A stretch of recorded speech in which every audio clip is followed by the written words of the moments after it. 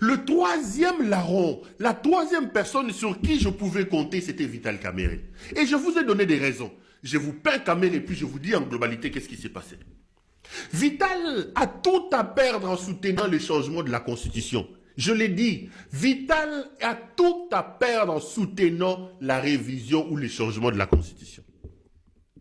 De un, Vital a 66 ans ou 67 ans aujourd'hui. Lui se revêt de la vie de Lula. Il pensait être Lula. Même si la femme aujourd'hui, Vital a commandé acteur, il y a Novelas. L'animal politique que nous on a connu a été avalé par l'amoureux. Amida a tout détruit les ambitions de Vital Kamerhe. Si Vital Kamerhe d'abord soutient aujourd'hui les changements de la Constitution, Félix Tshisekedi va se taper 14 ans. Dans 14 ans, Vital aura plus de 80 ans.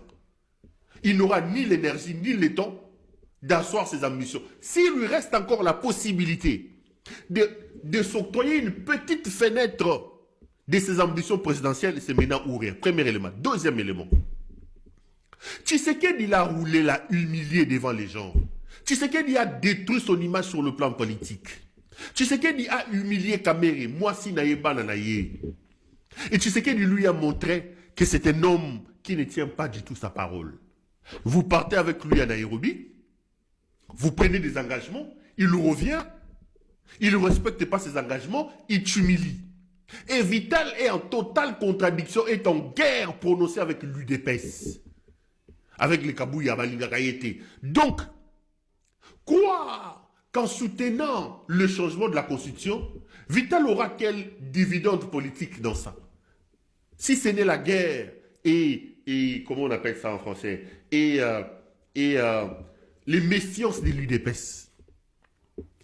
Donc, la question du changement de la Constitution était une porte ouverte à Vital Kamerhe pour se refaire une santé politique. Parce qu'aujourd'hui, s'opposer au changement de la Constitution peut faire renaître l'animal politique qui est Vital Kamerhe aux yeux de l'opinion.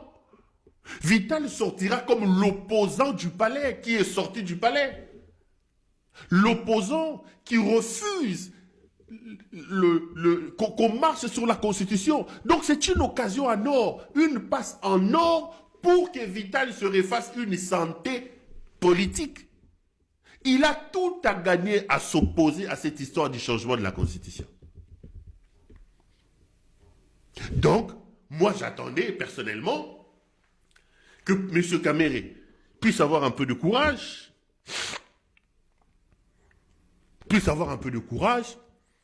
à s'opposant à l'idée de la révision de la Constitution.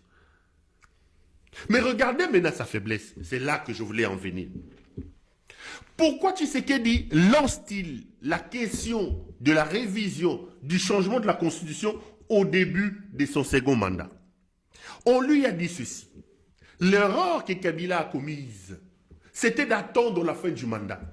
Il faut faire du début de ton second quinquennat la priorité de ton début de quinquennat, c'est changer la Constitution. Pourquoi? Parce que de un, tu auras le temps de le faire.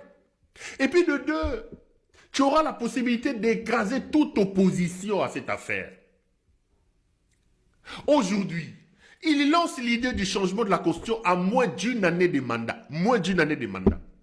Donc, un Vital Kamerhe qui s'oppose au changement de la Constitution maintenant doit gérer la furie de Tshisekedi pendant 4 ans. C'est long.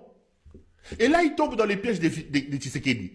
Parce que Tshisekedi sait, n'est pas lancer la question du changement de la Constitution maintenant. Cheminer avec ces gens et arriver à la fin du mandat, avec tous les troubles qu'il y a, élection ou pas élection, les gens peuvent à ce moment-là se désolidariser de toi. Or, le lancer maintenant, on a la possibilité de freiner et de mater toute opposition. Parce qu'il sait que les Congolais ont Yibi, Vital a Yibi. Il doit entretenir la sirène Amida. Avec quels moyens? Donc, il faut lancer ça maintenant. Mettre les gens devant un fait accompli. Parce qu'en réalité, si un type comme Vital Kamerhe s'oppose au changement de la Constitution maintenant, il a 4 ans de combat devant Tshisekedi. 4 ans. Tshisekedi a l'argent. Tshisekedi à l'armée, Tshisekedi à la police, Tshisekedi à ceci. Est-ce que Vital, à 67 ans, 66 ans, aura-t-il suffisamment de mental pour résister à ça? Il tombe dans le piège. Il tombe dans le piège. Donc on lui met, Batio Bango devant un fait accompli. To lancer un osikoyo, pour te contrôler Bango, to pèse Bango possibilité à résister. Par contre, si tu pousses Bango, toke Nango Musika, ils auront le temps de s'organiser, surtout que ça sera vers la fin. C'est ça le problème. Et là, ils sont bloqués. Là, ils sont bloqués. Parce que, Namoyibi, Namwasi Alingi, soin, Alingi Lata, Alingi Lokola Amida. On géré pendant 4 ans. Et puis, autre chose, n'oublions pas que Bazam Yibi, ils ont toujours des cadavres dans le placard. Ils ont toujours des cadavres dans le placard. Au point où aujourd'hui, si Tshisekedi veut monter un dossier judiciaire contre eux, il peut toujours le trouver. Il peut toujours le trouver.